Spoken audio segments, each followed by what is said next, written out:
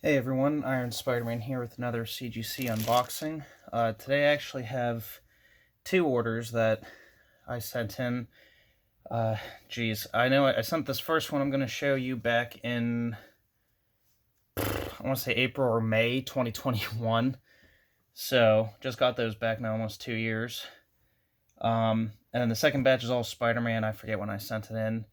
So, I'm actually a little worried because both batches, I wouldn't say I'm disappointed with anything, or maybe I should say a lot. I got a lot of 9.8. I got a lot of what I think I should have non 9.8. I guess I'm disappointed in some of them, but I'm not surprised. Let's just get into it. So first book, Amazing Fantasy #1 from 2004. This is the first appearance of Anya Corazon, character right there on the front. 9.8 as it should be. I mean, I picked this up from my LCS. He always takes good care of his books. So 9.8. Only paid, I think I paid $4 for that a few years ago. Batgirl #1 from 2009. This is the Stephanie Brown series. 9.8. Again, got this from my LCS. Paid probably cover price for it, so not bad. Now these, again, I don't want to say I'm not surprised, but I guess I'm disappointed. These next few are all going to be the Art Germ covers. So Batgirl #9, the first Art Germ cover, I think, in the series, 9.4. Again, not a terrible grade, but again, why? And of course, no graders notes on anything in either order on why they're not 9.8s. Batgirl 10, another Art Germ cover.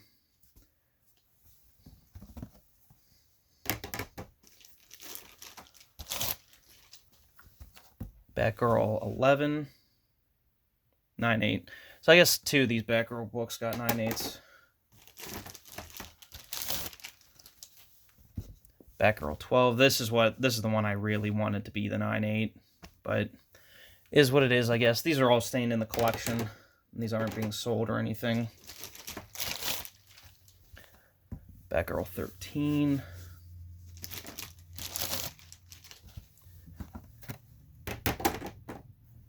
And Batgirl 14. Another one I kind of would like to have in 9.8. I think it's the best one other than that 12.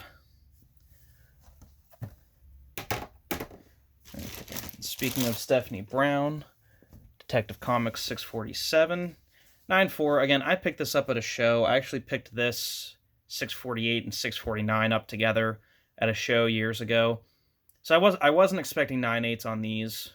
Again, it would have been cool to have the first Stephanie Brown in a 9.8, but I'm disappointed, but I'm not surprised that this got 9.4. Honestly, though, I am happy with that, especially because I don't know if you can tell. I don't know if the camera's going to pick it up. Right there, that corner, it's kind of like dinged or something. So I really wasn't, maybe that's the only flaw in here. Maybe that's the only thing that counted, but just kind of surprised. 648, this I did not think would get a 9.8. This is the first Stephanie as spoiler, so, you know, whatever. This was a book, I was going to be really upset if this didn't come back a 9.8, because this book was perfect. Haunt #1. This is from 2009. For those of you who've never seen this before, it's an Image Comics title. It's written by, or I don't know if it's written, I don't know who all does what. I know Ryan Ottley and Greg Capullo do the art. Todd McFarlane, I think, did some of the covers, or most of the covers. And then I believe Kirkman is writing it. Yeah. So it's all four of them. It's all four of their creation. The main guy, Haunt, Daniel Kilgore. He's a priest, hates his life. He's not like a traditional priest. Like, he smokes, he hires prostitutes, all that stuff. His brother Kurt is, the super wealthy, super secret spy agent. Well, Kurt dies, but he becomes like a ghost attached to Daniel, his brother. And when they like connect, he like creates this suit, and it's basically a symbiote. Well, when I say like, it's not Venom, it's not something like that, but like, it's, you know, he can make weapons out of the suit. He can make like wings to glide or fly. He can, you know, these tendrils that are coming out kind of thing. It's just all part of the suit, but like he can web swing basically or grab people. Really cool concept. I think it only made it like 28 issues, and only like I think only up until 18 is like this creative team. Then it drastically changes, and I hated it. But I really love this book. I really want to get more copies of this. But 9/8 of this are approaching $200 now on eBay, which I think is absurd for especially for something people don't really know or care about. It's not like a spec book, I don't think. So I don't know. I never see anyone have these or sell them, or at least for a decent price. Infinite Crisis number 5, 9/8. This is the first appearance of the new Blue Beetle. I can't remember if this is the first time he is, or if it's him in the armor, or if 6 is him in the armor. I'm not sure. I sent a couple of these, and I think number 6 to CGC, so I got one back.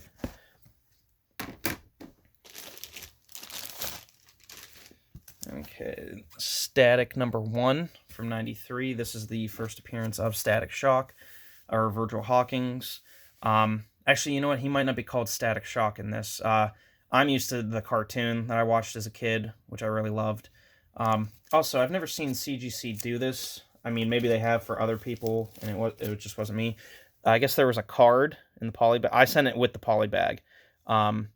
So they put the card back in and sent it back to me, which is really nice. So I'll be keeping it with the book. Oh, another book I was really... I was going to be really upset if it didn't make a 9/8. Teen Titans 37. This is the first appearance of Miss Martian, or Megan Morse. I didn't send this in because it's... I mean, yeah, it's good to have the first appearance of Miss Martian slabbed, but it's a beautiful cover, and I mainly slabbed it for the very end, where I'm sure you guys have heard about it or heard me talk about it, where... at this point, Connor Kent's Superboy is dead. You know, he hasn't come back to life yet, as they do in comics. He's dead. Tim Drake Robin is in his lab trying to create another Connor clone, and he's going to, like, inject the memories and, like, basically, like, bring him back to life kind of thing. And he's on, like, 100 trials, and he keeps failing, so he destroys the lab, and Cassie, I think it's Cassie, Wonder Girl comes in. It's like, what are you doing? And he's like, well, isn't it obvious? I'm trying to bring Connor back to life. He's like, I've lost so much, like my mom, my dad, my friends. He goes, I need a victory. Like, I just want my best friend back. And it's just a really impactful, emotional scene. And it's really, it's really well written, well drawn, and just one of my favorite moments in comics ever. So I really slabbed it for that. Oh, so happy with this. I know this is a cheap 9/8 now, but Totally Awesome Hulk 22. This is the first full appearance of Weapon H. I absolutely love Weapon H. I loved this whole story. I loved his, I think it was 12-issue series he got. I don't know why they're not just... like, he should be like the new Deadpool. He should be everywhere. I don't know why. I think they just started using him again a couple issues back for Savage Avengers. Which I haven't read yet, but he's just such a cool character. He can be Wolverine, or if he really needs the extra strength, he can Hulk out with Wolverine claw. Like, it's such a simple concept, but like just so awesome at the same time. I don't know. No one really talks about him. No one talks about this book. I'll glad any 9/8 copies that are, I think I saw a sale recently. It was like $75. This used to be a $200-300 book. I think I should start... I think I'm going to start stockpiling this book, too, just in case. But really cool character. Weapon H number 2. Again, this is the famous scan cover that has... it always has color rub down here. Kind of looks like a spine tick, I know, but that is color rub. This book is notorious for it. I don't know if... yeah, I guess the back does have some of it. This is impossible to get in a 9/8. I think on eBay right now there's only a 9/4 and a 9/6. Again, I was really hoping that this would just somehow get past and get a 9/8, but again, I'm not surprised, or I'm disappointed, but I'm not surprised. So, really cool to have. I bought that off the shelf. I think it was $10 at a shop down in the city. This I'm really surprised. This got a 9.8. Very happy with that because it's, Invincible Spider-Man. This was a super hot book for a while, but again, there's like color rub or smear, if you guys can see, like speckles there. There's a bunch of non-breaking color spine ticks that I don't know. I thought if it was non-color breaking, a press would get rid of it. I honestly, I'm starting to think they're not pressing my books. Like, because I'm paying for a press and a clean, and it doesn't seem like they're doing it because none of the defects that should come out are coming out. There's some more color rub down here. Again, I don't want to complain, but like I have to be fair. I'm super glad this is a 9.8, but like this probably shouldn't have been a 9.8. But I don't know, just kind of shows the hypocrisy, I guess, with CGC. Radiant Black #1. This is a series. I used to love this series. I kind of don't care about it anymore. I think I'm going to stop ordering it, honestly. This is the cover F, the Virgin edition of issue 1. Really cool.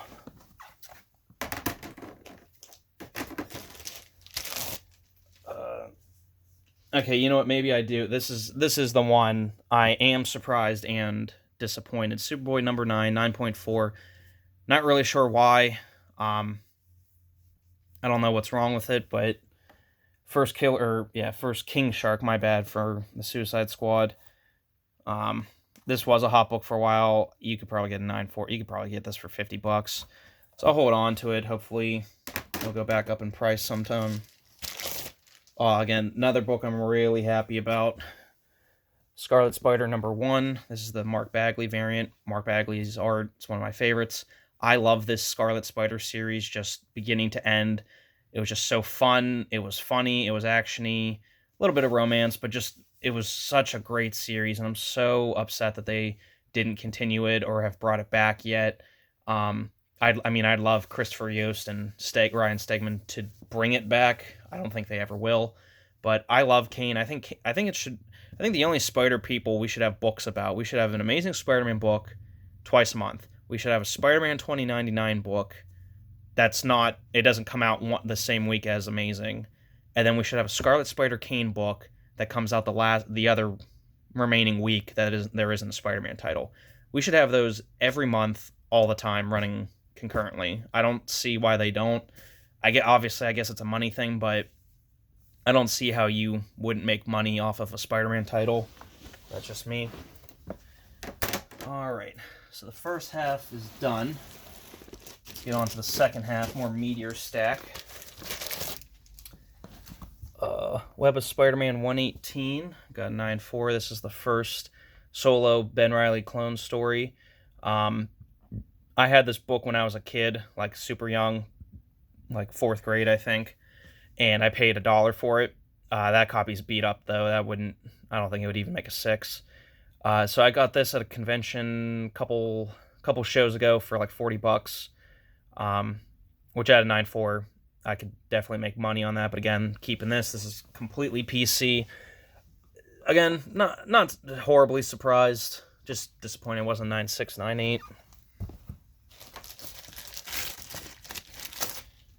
Web of Spider-Man 119, 9.6. I paid $10 for this at a show. This is the first appearance of Kane, who would later become Scarlet Spider. So, really happy with that. Amazing Spider-Man 410, Spider Carnage cover, very classic cover. 9.6. Again, was kind of hoping for the 9.8, but not bad. Nothing to really complain about. 560, Amazing Spider-Man 568, 9.6. This is the Alex Ross variant. I'm not really sure why this got the 9.6, but I'm really honestly trying to, if books are 9.6s or 9.8s, I'm really trying to be happy about it because that is still super high, and for me, it does still meet my super picky preferences. So 569, 9.6 is the first anti-venom. I really wanted this to be a 9.8. I was not expecting it to be a 9.8, though. This book is, like, impossible to get a 9.8 in. I'm not sure why. But you see 9.6s everywhere, never 9.8s. So maybe upgrade one day, but for now, I'll be happy with that. 796, this is the Clayton Crane. I think these next few, they're all, like,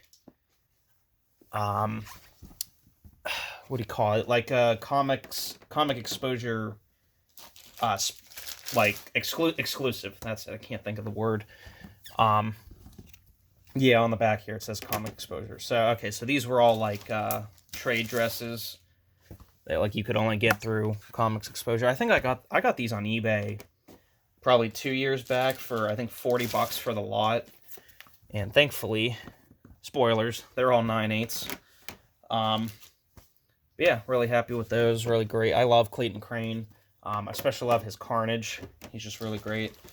I think he is starting to be a little, like everyone's getting him to sign something. He's coming out with covers every month. I think he's getting a little too much. Kind of like J. Scott Campbell did and Adam Hughes. Like they're just flooding it with their stuff. And it's like, it's good, but like, calm down. Amazing Spider-Man 56. This is from the Nick Spencer run. Philip Tan variant. Looks very Todd McFarlane-esque to me, so really cool. Really love that cover. This is a book I'm sure everyone has graded. 71. Still from the Nick Spencer series, the Momoko variant. I'm not really a big fan of Peach Momoko. This is the only cover I think that is worth anything. Like, not money-wise, but like just any, I guess, I don't know, talent. I don't want to be mean, but at the same time, like, I really don't get why everyone loves her art so much. This I'm super happy with. 72, this is the Lee and Huck. Is that Lee and Huck? I think that's how you say his name. The Virgin Edition.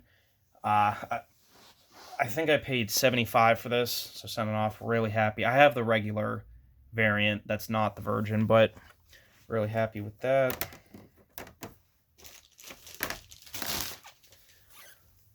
73, this is the Vicente, I think, variant. Kindred, just really cool looking cover. And he has like a really cartoony type of art, but I love it because I think he did a lot of the Marvel Adventures Spider-Man books, and I have a lot of fond memories of those from a kid. So 73, this is the Joe Jusko Comic Mint exclusive. I got this because I thought it was cool, and then they started doing, like, they keep doing, there's like one where he's a symbiote Spider-Man, but it's the same kind of pose, and like they keep just redoing it. They're getting kind of like lazy with it, so kind of disappointed. These, I'm not sure if I want to keep. When I bought these, I didn't realize it was a homage to Wolverine #1, because I don't really read Wolverine. I just thought it was really cool, and everyone was talking about this, like, oh my god, this is the variant to get of this book, blah, blah, blah. Now I think it's $100 for the non-Virgin, and maybe $120 for the Virgin. Still a cool cover, still well done. I don't know. I might get rid of these.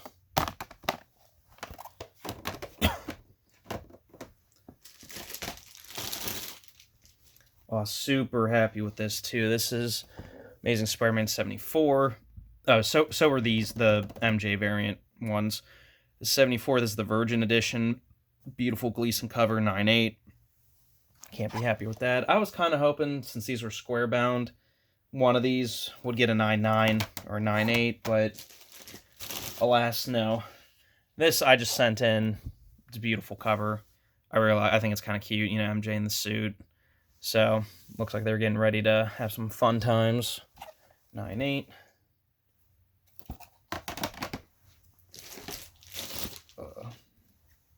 Another beautiful Gleason variant, 75, got a 9.8. I'm sure a lot of people sent that in already too. 75, another, is it Lee Inhuck or Inhuck Lee. I'm not sure. Beautiful cover. And the Virgin variant of that. See, he can, Inhuck Lee or Lee Inhuck, however you say it, he can do Spider-Man covers whenever he wants. His art's always amazing. 75, the Ditko variant. I believe this is, this comes from, I think, like one of the very early issues of Spider-Man, like issues 1, 2, or 3, like somewhere in there. This was like at the end of one of them, I think. Really cool. This, again, not surprised with it, but kind of disappointed. 76 is the Gleason variant. Got 9.6. Again, happy with it. It's high grade, I think. Where is it? I know there's color rub on here. Oh, this was what I was concerned about. Right there, it's like, it's kind of, you see right near the staple. It's like the tiniest tear. It's kind of like a staple tear. So I was worried this was going to get like knocked much lower since CGC's been stricter, but I don't know. I'm, again, happy with it.